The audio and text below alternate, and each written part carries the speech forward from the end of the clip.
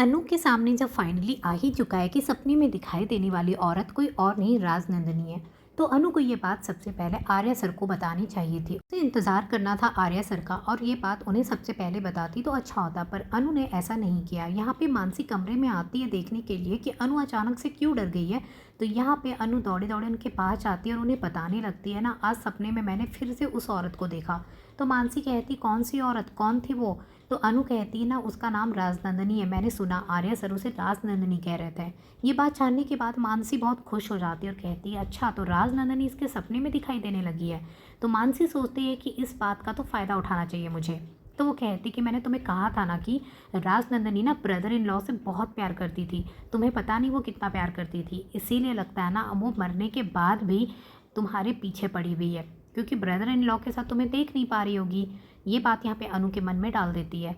तो अनु को भी लगता है कि ये बात हो सकता सच हो कि राजनंदिनी जी तो आर्या सर से इतना प्यार करती थी, तो शायद उन्हें अच्छा नहीं लग रहा होगा मेरी और आर्या सर को एक साथ देखकर। ये बात सोचने के बाद अनु घबरा जाती है। उसे लगता है कि ऐसे तो वो हमेशा परेशान करेगी।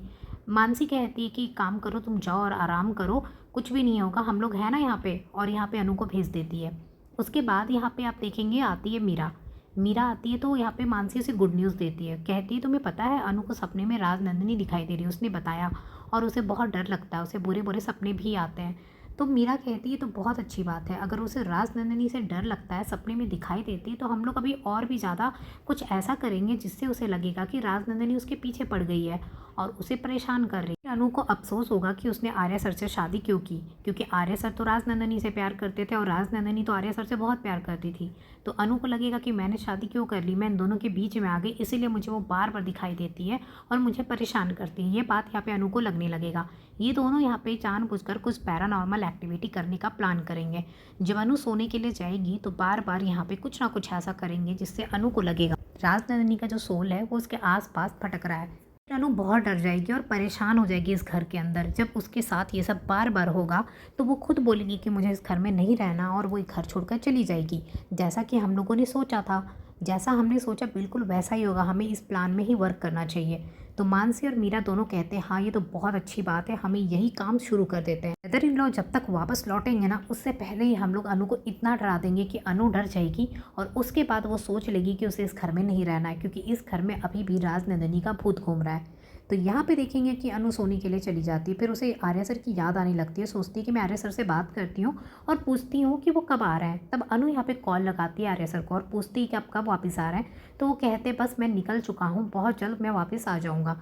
तो अनु कहती ठीक है। अनु सोचती आर्या सर आएंगे तो उन्हें ये सारी बातें मैं बताऊंगी। अपने में उसे जो औरत दिखाई देती थी वो औरत कोई और नहीं, वो खुद राजनंदिनी जी है। ये बात जब मैं आर्या सर को बताऊंगी ना तो वो भी शॉक्ड हो जाएंगे। अब यहाँ देखेंगे आर्या सर निकलने वाले हैं और निकल गए हैं और यहाँ पे अनु जो है वो सोने के लिए जाती है।